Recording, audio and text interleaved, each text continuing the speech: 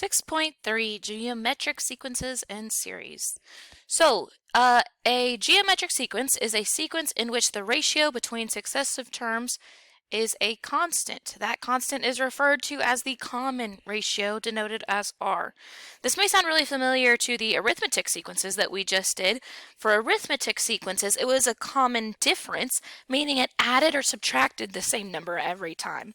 For geometric sequences, it multiplies the same number every single time. So, on this first section where it says determine whether the sequence is geometric, we want to see if it multiplies by one number every single time to get to the next term. So, number 1 starts with a 3 and then it goes with 6. So I know to get from 3 to 6, I just multiply by 2. 6 to 12, multiply by 2. 12 times 2 gives me 24, meaning it's being multiplied by 2 every time. So yes, this is geometric, and the ratio is 2 because that's the number that I multiplied by each time. Number 2. So I know there's going to be a fraction going on, right? Because the denominator is being multiplied, but it doesn't look like the numerator is. The numerator is being multiplied by 1, right? Because it's not changing. It just keeps multiplying by 1, so it keeps staying at 5. For this one, to get from 4 to 12, we'd have to multiply by 3. So on this one, again, we need a 1 in the numerator. 12 times 3 would give us 36. So this one works. This one is also a geometric ratio. A geometric sequence, and our ratio is 1/3. For number 3, the pattern here, I see if I start at 1, I add 1 to get 2, add 2 to get 4, add 3 to get 7, add 4 to get 11, add 5 to get 16, and it would continue on. We do have a nice pattern here, but this pattern is not something where I just multiply one number every single time, so this is not a geometric sequence. Finally, we've got this one with some big numbers, 896, 224, 5614. I would say, I know that this is getting smaller, right, as we go, so I know I'm going to be multiplying by a fraction.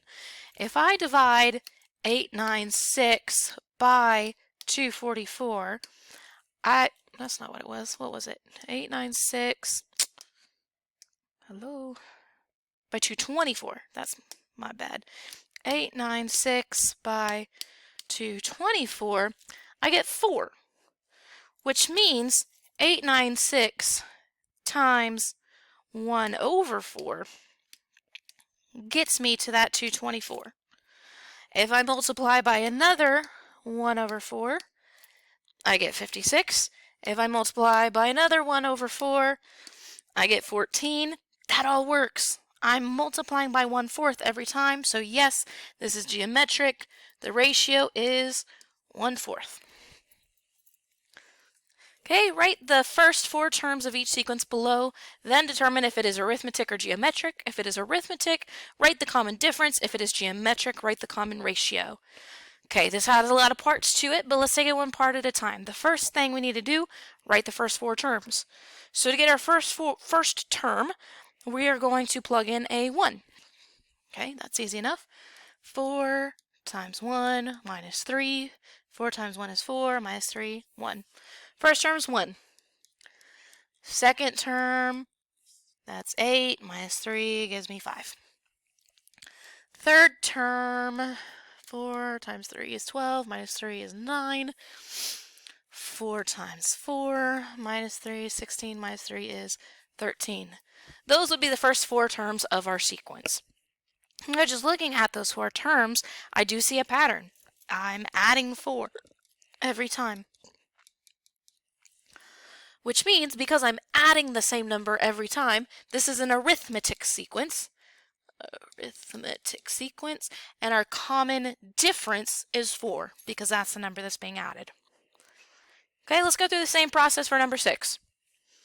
3 times 1/2 to the 1 minus 1, because I'm plugging 1 to get my first term. That's 1/2 to the 0. I remember my exponent rules. Anything to the 0 is 1. So this is just 3 times 1, which is 3.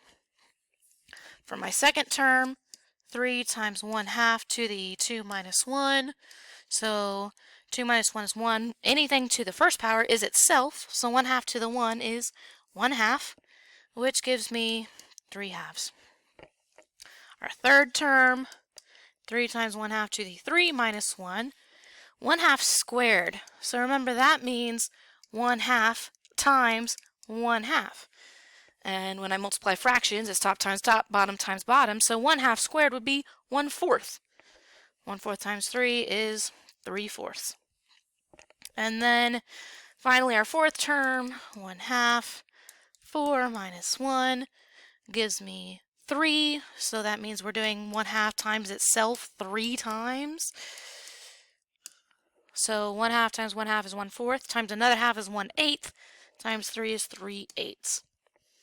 There's our first 4 numbers of the first 4 terms of this sequence, and I noticed that the way I got these was by multiplying another half each time. So this one multiplied by half, multiplied by half, multiplied by half, which means this is geometric. And our ratio would be 1/2.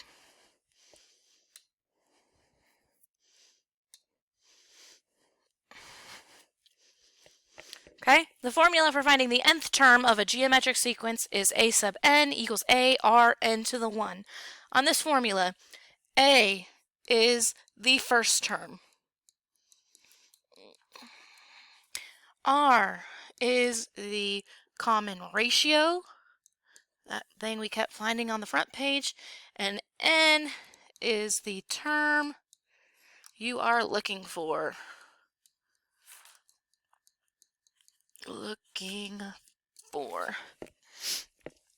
Okay, so the directions here say find the nth term and the 10th term of the geometric sequence given the initial term and the common ratio. So there's 2 different questions here. It's asking for the nth term, and it's also asking for the 10th term. Let's find the nth term first. The nth term means I want to keep things in terms of n. I'm not plugging anything in for n. I want to keep n, n. So our formula would be a sub n equals, a is 3, r is -5, and I want to keep n, n. That's how I would find my nth term. That's my first answer. Then it says, let's find the 10th term. So that means I need to plug in a 10 for n. A sub 10 equals 3 times -5 to the 10 minus 1. And you don't want to do this by hand. That would be a really, really big number. It's okay to use your calculator. Here we go. What am I doing? 3 times -5 to the 9th power. That is -5,859,375. So a sub 10 equals -585 something 9375. That would be our second answer. Cool. Okay, number 8. Same thing. Let's get our nth term. Let's get our 10th term.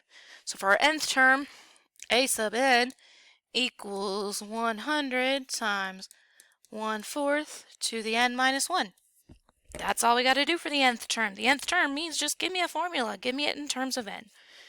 Now let's get our 10th term. A sub 10 equals 100 1/4 to the 10 minus 1. So let's plug that in.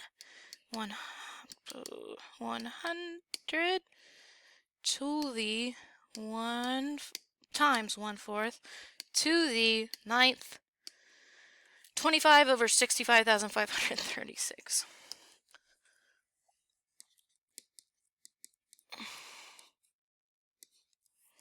What was it? 65,536.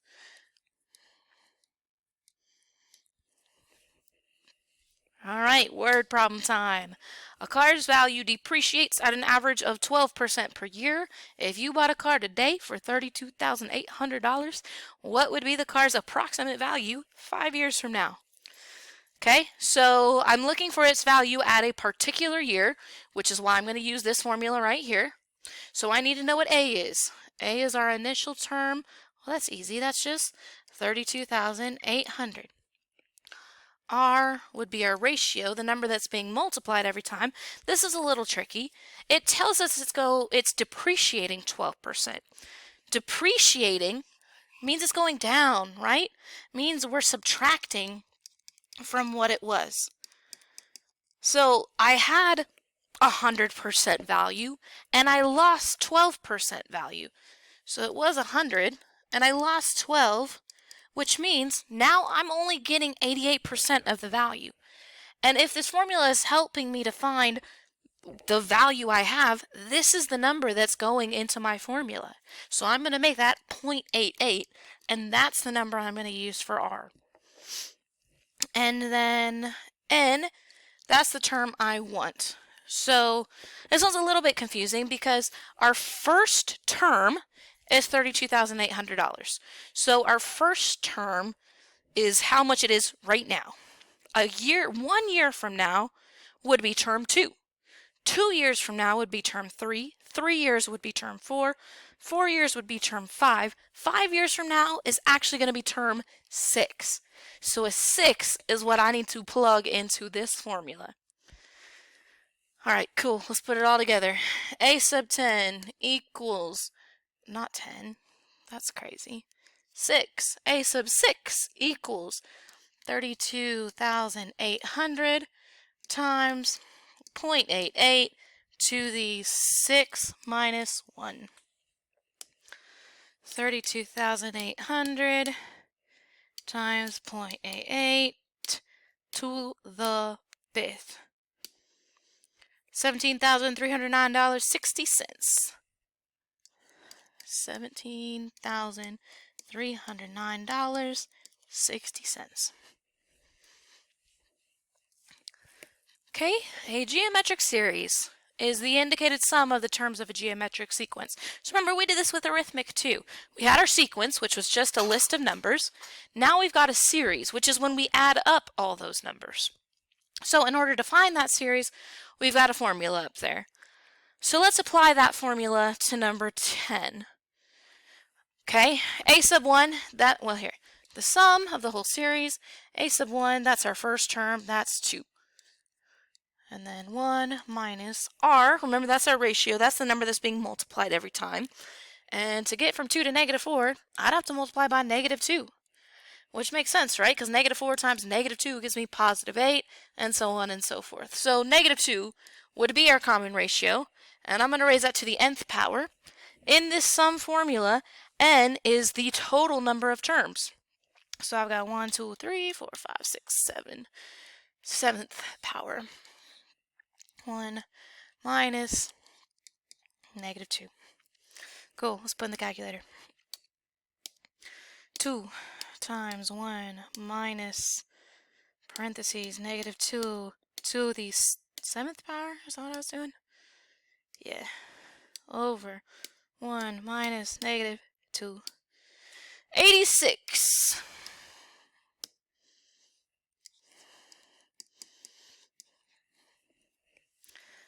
Last problem. On average, tuition rates of colleges increase about 8% each year. If you are accepted into Baylor and plan to pay about $47,364 for your first year, about how much should you expect to pay for 4 years at that school? So this question is asking for the total of all 4 years, which is why I need to use the sum formula. If it asks me about how much I'm paying on the 4th year, if it asks for a specific year, a specific term, that's when you use the formula at the top of the page. But because it's asking me for the sum of all of them together, I'm going to use the sum formula, the series formula. So S sub n equals a sub 1, that's our first one, that's 47,364. 1 minus r in this case, let's see, remember, that's how much I multiply by to get my next value. So I know it's increasing at 8%, so that 8% would be 0.08, but I wouldn't just multiply by 0.08 because that would only tell me what that 8% is. I don't want to know what 8% is. I want to know what the total with the 8 is. So it's actually going to be 1.08, meaning give me that 100% of the previous year and add on 8% more. So 1.08 is the number I am using for R. N is 4 because there are 4 years that I'm adding up. And then at the bottom we've got 1 minus 1.08. Cool, let's plug it in. 47, 360? 364. 364, 1 minus 1.08 to the 4th power over 1 minus 1.08. $213,427. Come on.